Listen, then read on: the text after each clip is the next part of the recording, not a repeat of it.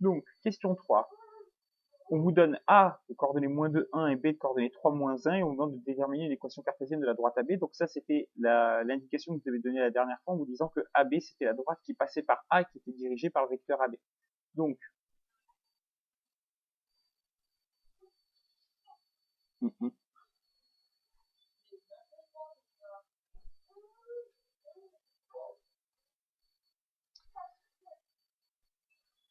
donc, on calcule les coordonnées du vecteur AB, hein, donc vous faites xb moins xa, yb moins ya, vous trouvez 5 moins 2.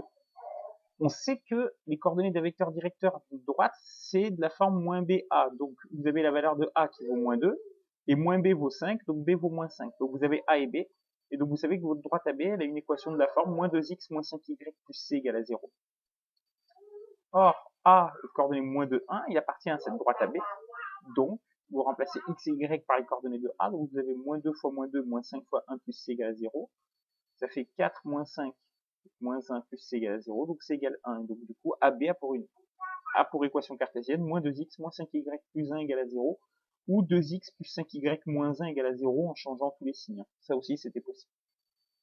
Ensuite, on vous dit tracer dans un repère orthonormé les droites D et D1. Alors D1, c'était la plus facile. C'était la droite qui passait par C, donc il suffisait de passer C de coordonnées 2, 3, et qui était dirigée par le vecteur de coordonnées moins 3, moins 1. Donc une fois que vous avez placé C ici, vous reculiez de moins 3, vous reculiez de 3, vous baissiez de 1, vous trouviez un deuxième point de la droite, puis vous avez plus qu'à tracer la droite. Donc voilà D1. Et pour D, en revanche, donc là c'était un peu plus coton. Donc pour D, qui était d'équation 3x moins 2y plus 4 égale à 0, il suffisait de trouver deux points de la droite. Et par exemple, je vais choisir, mais c'est qu'un exemple, hein, voilà. Je vais choisir de prendre le point de coordonnées d'abscisse 0. Je vais essayer de trouver quel est l'ordonnée, enfin, quel est le point de la droite d'abscisse 0. Donc je remplace x par 0 et j'ai moins 2y plus 4 égale à 0, ce qui fait y égale 2. Donc je sais que ma droite, elle passe par le point de coordonnées 0, 2. Du coup, j'ai placé ce point-là. Et je fais pareil, par exemple, en remplaçant y par 0, je trouve x égale moins 4 tiers. Donc après, bon, moi je l'ai passé à peu près, mais on pourrait chercher un autre point, ou tout simplement, une fois qu'on a ce point-là, hein, une fois qu'on a ce point-là, vous avez les coordonnées des vecteurs directeurs qui étaient 2, 3, donc il suffisait de faire 2, 3, et vous obteniez un autre point de la droite, et ensuite il suffisait de tracer. Dans l'exercice 15.5, on vous demandait de donner un vecteur directeur à coordonnées entières de chacune des droites suivantes. Donc pour la D1, pour la droite D1, lui c'est A, lui c'est B, et vous savez qu'un vecteur directeur, ses coordonnées c'est moins B, A, donc ici, ça va être 2, 3, ce sont deux nombres entiers, donc il n'y a pas de problème, le vecteur U de coordonnées 2, 3 est bien un vecteur directeur de D1. Par contre, si on applique la même méthode pour D2, ici vous avez 3 quarts, ce qui n'est pas un nombre entier, d'accord? Donc, une bonne façon de faire pour moi, c'est avant de donner le vecteur directeur, c'est de faire en sorte d'avoir que des coefficients entiers. Et donc en fait là vous voyez que vous avez deux fractions dont les dénominateurs sont 2 et 4, donc le plus grand dénominateur commun c'est 4, donc je vais donner une équation équivalente pour D2 qui est la suivante, 3x moins 8y plus 14 égale 0. Multiplier tous les coefficients par 4. Et donc du coup, un vecteur directeur ici de D2 ça va être 8, 3. Pour D3, là,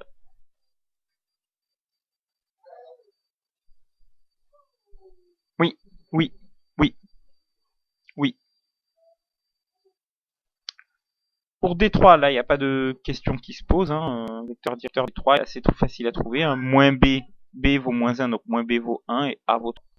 Il est déjà entier.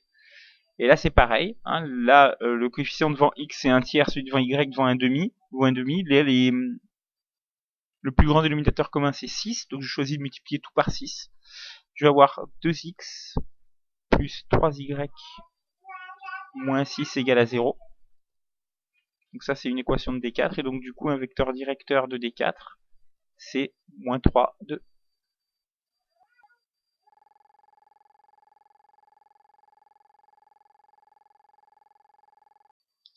15.6. Alors on vous donne deux couples de droites et à chaque fois il faut vérifier si elles sont parallèles ou non. Donc droite parallèle, ça veut dire vecteur directeur collinéaire. Donc il nous faut un vecteur directeur ici de D1.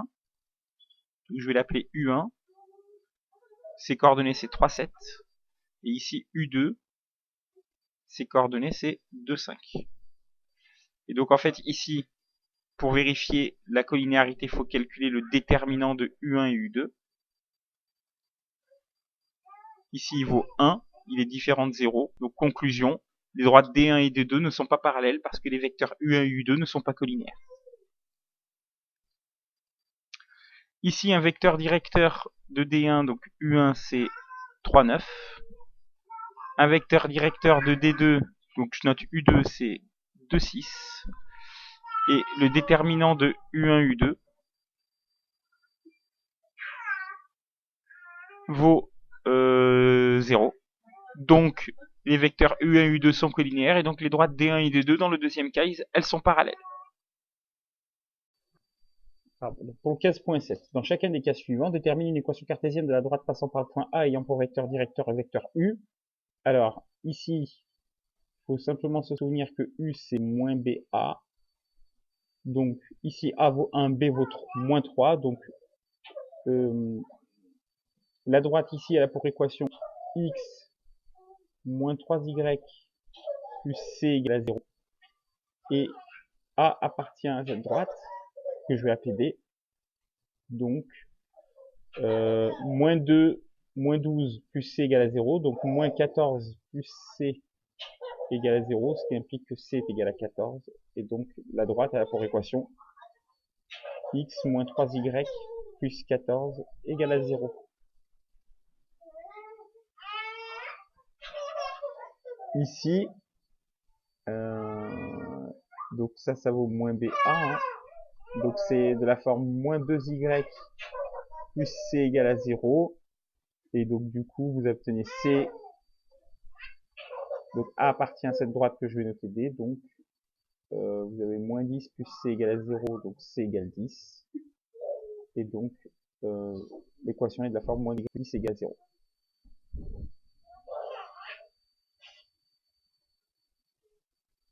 Et pour le dernier,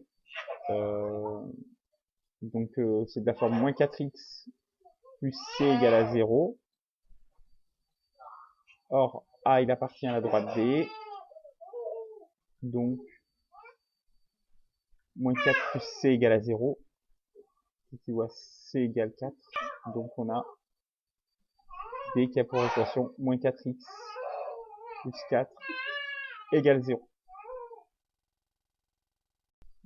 Tracé dans un même repère orthonormé chacune des droites de l'exercice précédent. Donc, on vient de corriger, que l'on notera D1, D2, D3.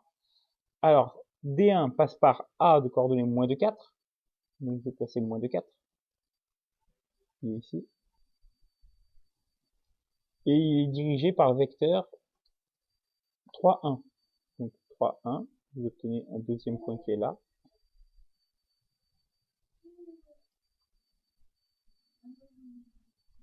Et vous obtenez ce vecteur-là. Donc du coup, vous obtenez un deuxième point. Donc après, il suffit simplement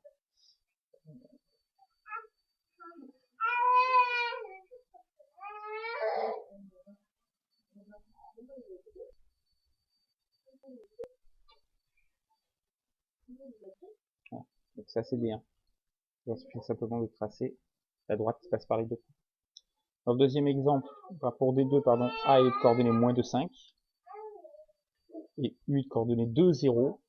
Donc 2 vers la droite, 0 vers la gauche. Vous obtenez un deuxième point. Et du coup, il suffit après de tracer cette droite, qui est une droite du coup horizontale.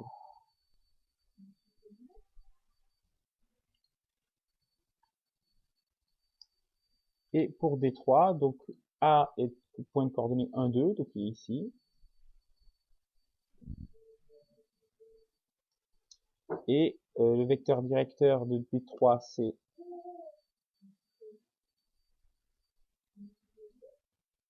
0, moins 4. Donc vous obtenez un second point ici, parce que le vecteur directeur, il est comme ça. Donc du coup, vous avez une droite cette fois-ci qui est verticale. cette droite-là, c'est D3.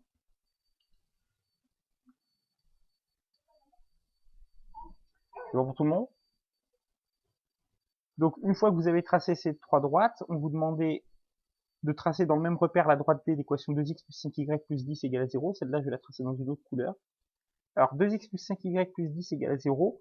Comme tout à l'heure, dans un des exercices précédents, hein, ou non, dans l'exemple du cours, une bonne idée, par exemple, c'est de prendre x égale 0 pour voir combien vaut y, c'est-à-dire pour quel point la droite va couper l'axe des ordonnées, puis après, pareil, prendre y égale 0 et de voir quand est-ce que la droite va couper l'axe des abscisses. Alors, si je prends x égale 0,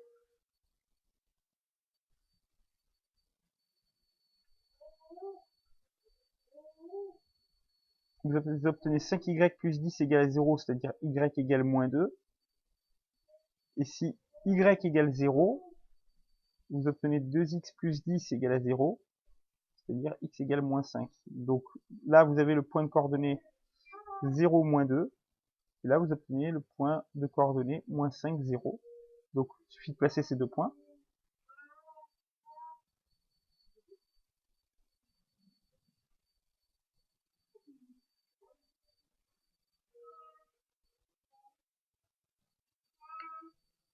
Et après, de tracer la droite. Court entre les deux.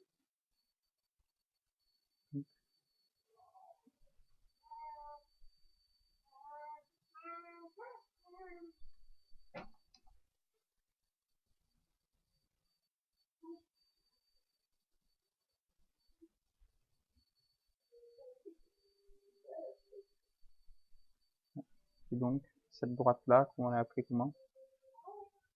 D.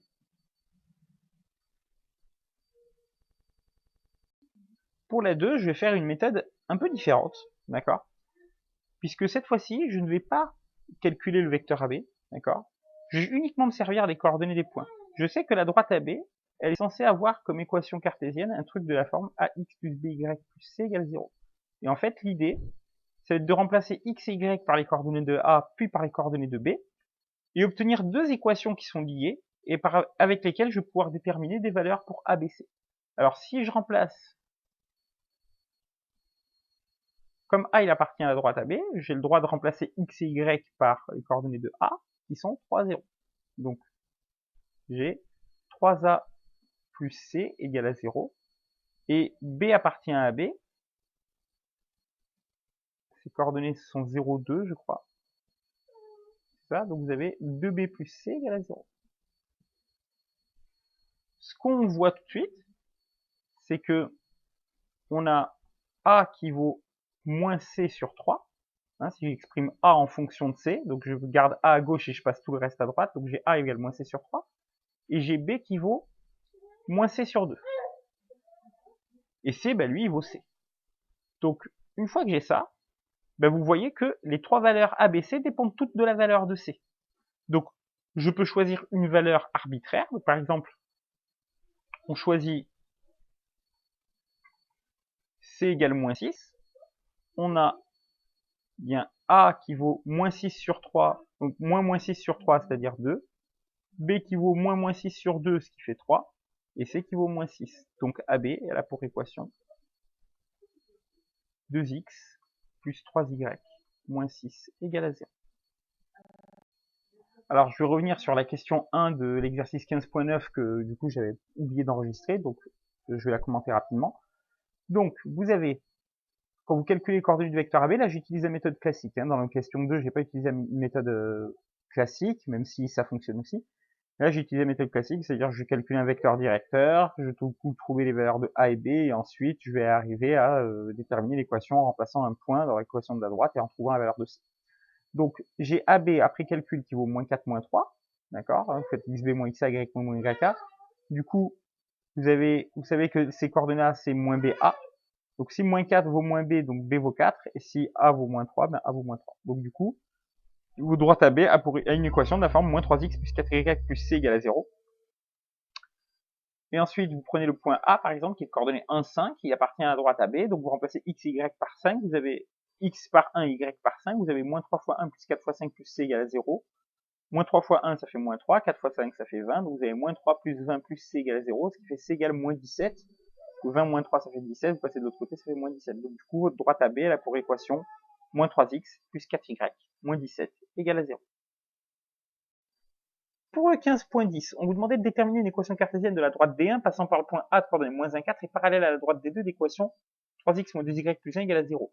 En fait, si deux droites sont parallèles, vous pouvez trouver deux vecteurs directeurs qui sont collinéaires. Vous pouvez même trouver deux mêmes vecteurs directeurs.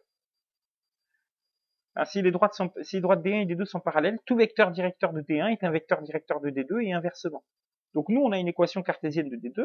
Donc on va se servir de cette équation cartésienne pour trouver les coordonnées d'un vecteur directeur de D2 qui sera aussi un vecteur directeur de D1. Donc, je vais appeler U ce vecteur. U, il a pour coordonnées 2, 3.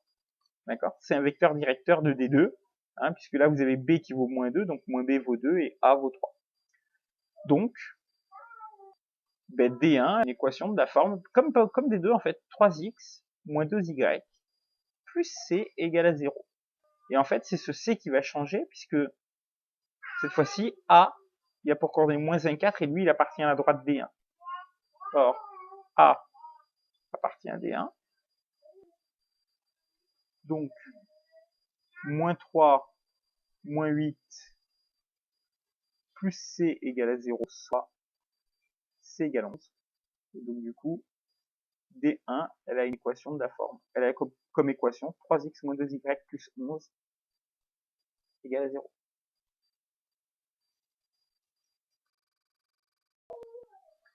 Le 15.11. Donc on vous dit m est un réel. Déterminez la valeur de m pour laquelle la droite D d'équation mx moins 3y plus 2 égale à 0 est parallèle à la droite D d'équation 3x moins 2y plus 4 égale à 0. Alors, lui, je vais l'appeler U. Son vecteur directeur, il a pour coordonnées 3m. Et lui, son vecteur directeur, que je vais appeler V, il a pour coordonnées 2, 3. Eh bien, D et delta sont parallèles. Si et seulement si, eh bien, U et V sont collinéaires.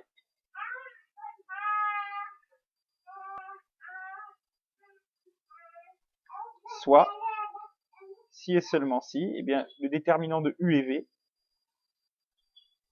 est égal à 0. Et le déterminant de U et V, ben, il vaut 9 moins, pardon, il vaut 2m moins 9. D'accord? Ce déterminant doit valoir 0. D'accord? Donc, les droites D et delta sont parallèles pour m égale 9,5. Donc, il faut commencer par calculer les coordonnées du vecteur AB. Donc, ces coordonnées, c'est 3 moins 7. Donc, D, elle a une équation de la forme moins 7x moins 3y plus C égale à 0. Et après, vous dites simplement C appartient à la droite D. Donc, vous remplacez x et y par 3 et 2. Donc, vous avez moins 21 moins 6 plus C égale à 0. C'est-à-dire C égale 27. Donc, bien, D a pour équation moins 7x moins 3y plus 27 égale à 0. Moi, je préfère 7x plus 3y moins 27 égale à 0. Mais c'est une préférence.